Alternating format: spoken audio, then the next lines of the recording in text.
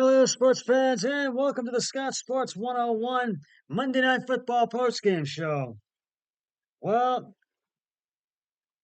amid the flood of emotions that continued long after he walked off the field, a winner, Drew Lock, paused briefly to reflect.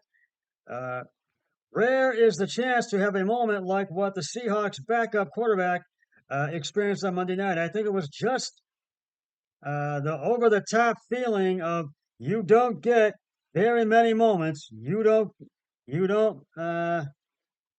get very many opportunities in this league. In this league, uh, Locke said, and with every opportunity you get, you need to be as ready as you can be. Uh, Locke threw a 29-yard touchdown pass to Jackson Smith. Uh, Najiba with 28 seconds left to cap a 92-yard drive, and the Seahawks stunned the Philadelphia Eagles 20-17, ending a four-game skid and getting back into the NFC playoff contention. Seattle goes to 7-7 on the season, rallied behind Locke, who moved the team the length of the field for its longest touchdown drive this season, and found the Seahawks rookie first round pick for the biggest catch of his young career. Uh, there we go. Uh, and uh, and he uh, and he found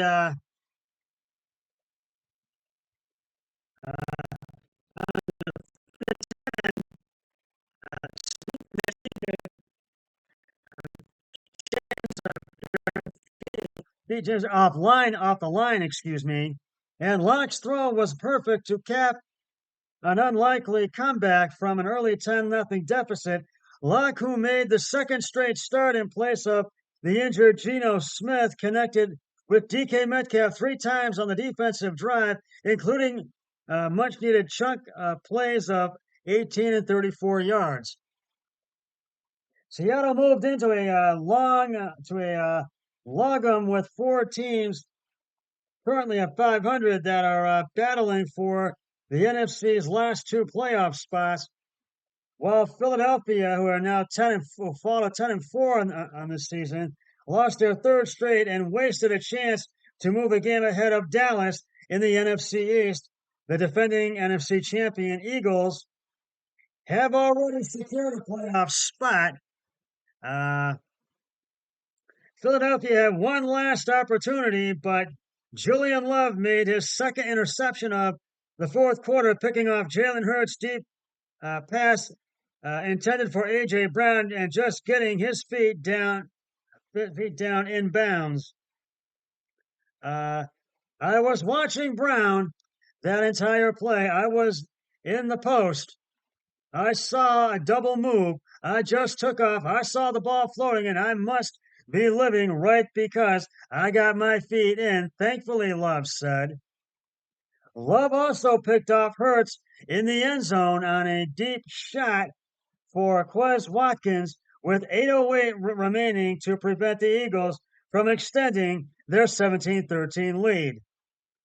Locke's touchdown pass to Smith Najiba was play Seattle ran earlier in the game, and Locke knew if he got single coverage again, the throw was headed to the rookie. Sure enough, that gave us one-on-one, and it was the kind of perfect look, said Locke, who finished 22 of 33, carries and attempts for 208 yards.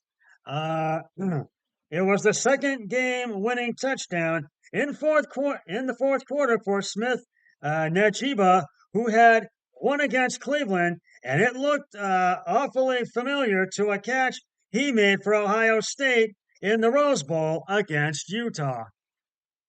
Um, excuse me. Uh, I guess you and definitely kind of similar, some kind of corner. I have been making catches like that for a long time, Smith Najiba said. Luck also was the lead blocker on Kenneth Walker the third's, 23-yard touchdown in the third quarter that pulled Seattle even at 10 apiece. Walker finished with 86 yards rushing. Hurts, who was questionable to play with an illness, had a difficult night. He had 13 carries for 82 yards and 2 touchdowns, but he was just 17 of 31 passing for 143 yards with 2 picks.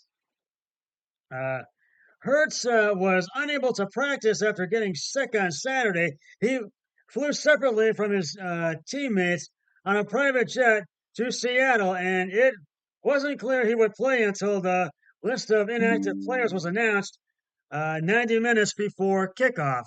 Uh, uh, and Hurts didn't look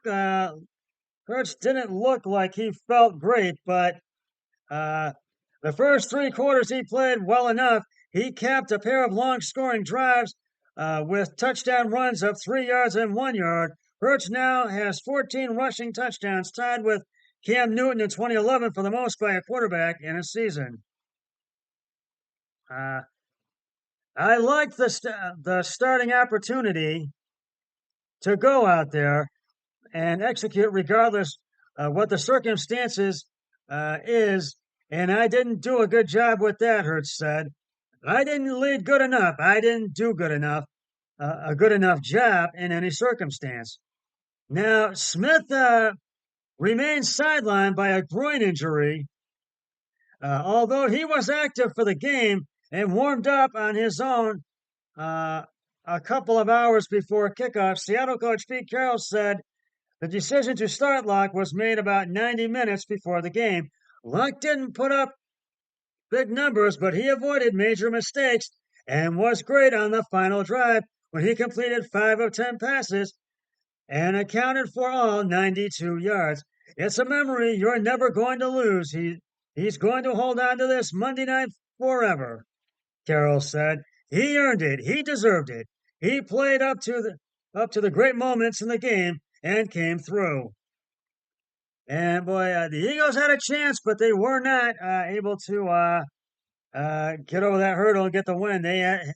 They're 17. They blew their 17 to 13 lead, and they weren't able to hold on to it.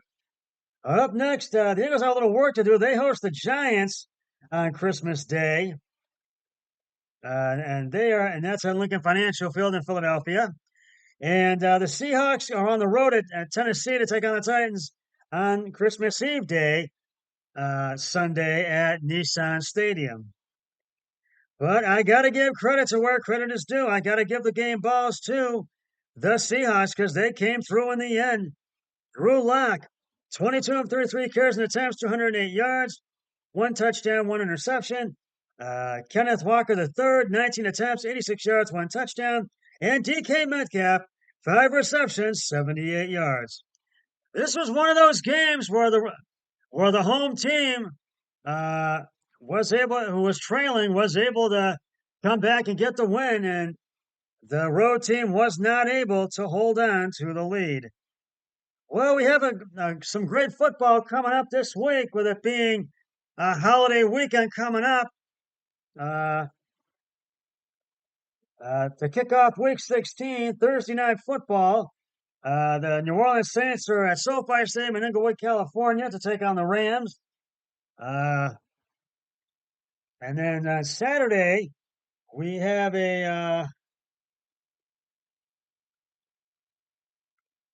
on Saturday, we have a couple of games on Saturday.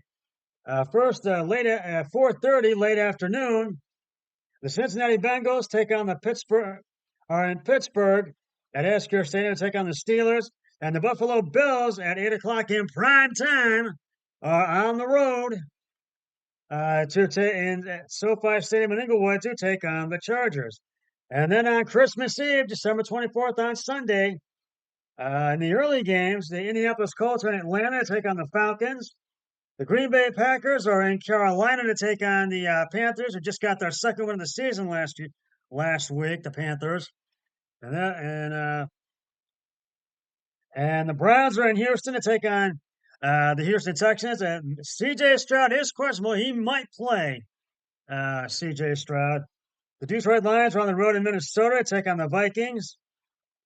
Washington, the Commanders are in MetLife Stadium in East Rutherford, New Jersey to take on the Jets. The Seattle Seahawks, as I mentioned, are on the road in Tennessee to take on the Titans at Nissan Stadium. And those are all the early games. And the late games, the late afternoon games, the Jacksonville Jaguars are at Raymond James Stadium in Tampa Bay to take on the Buccaneers. The Arizona Cardinals are at Soldier Field in Chicago to take on the Bears. The Dallas Cowboys are in Miami to take on the Miami Dolphins at Hard Rock Stadium. And the Patriots are at Empire Field at Mile High to take on the Denver Broncos on Sunday Night Football, Christmas Eve night. And then Christmas Day, we've got 3 games for you on Christmas Day, which is also my birthday for me. And I'm going to have some special guests on the show on Monday, like I've done the past 6 years. Now, my 7th year doing this, and it will be my brother-in-law Eric Hoyle and his cousin Aaron Hoyle, and that will be live at the Hoyle House, the home of my sister and brother-in-law Jen and Eric Hoyle. That's where that will be on Monday. And those games in the early game on Christmas Day, it's the LA Raiders who are in Arrowhead Stadium to take on their arch rival, the Kansas City Chiefs. And in the late afternoon game on Christmas Day, the New York Giants are at Lincoln Financial Field in Philadelphia to take on the Eagles, who are going to be really out to bounce back from that loss to Seattle last night. And Monday Night Football, an AFC East Coast team, an AFC North from the East Coast meets an NFC team on the West Coast. So battle the East and West Coast. The Baltimore Ravens and the San Francisco 49ers at Levi Stadium in San Francisco. And that's just about going to wrap it up for the Scott Sports 101 Monday Night Football postgame show. I'll be back with the Thursday Night Football pregame show between the Saints and it's the Saints and the New Orleans Saints and the game between the Saints and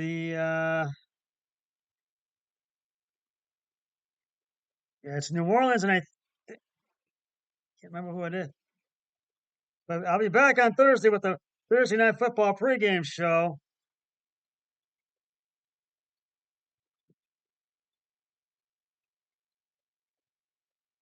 Between